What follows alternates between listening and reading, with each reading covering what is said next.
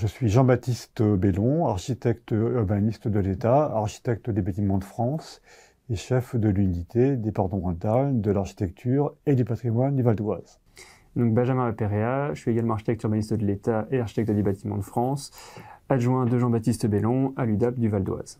Alors nous sommes un service régional, donc dépendant de la Direction régionale des affaires culturelles d'Île-de-France, avec laquelle nous avons des liens au quotidien, et nous avons aussi des liens au quotidien avec un échelon de proximité qui est donc la préfecture du Val d'Oise et ses différentes composantes.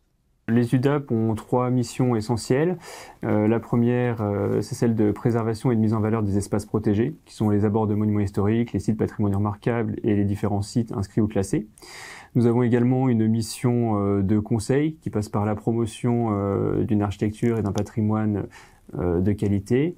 Et enfin, nous avons une mission de contrôle scientifique et technique, de veille sanitaire, on va dire, sur le patrimoine monumental que l'on exerce conjointement avec la conservation régionale des monuments historiques. Alors au quotidien, nous travaillons en nous appuyant sur le Code du patrimoine, le Code de l'urbanisme et le Code de l'environnement pour tout ce qui a trait au site.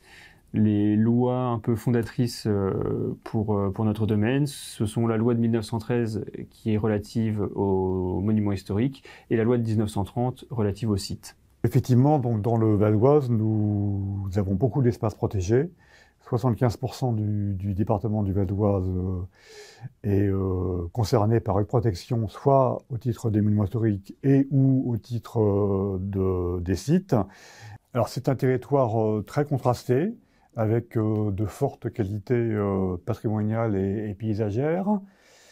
Et ce qui est intéressant, c'est que dans la communauté des agglos de Roissy, Pays de France, on retrouve un peu la même dualité entre un secteur sud très urbanisé et un secteur nord où on retrouve encore une identité rurale, qui est la même identité que l'on retrouve dans le département du Val d'Oise.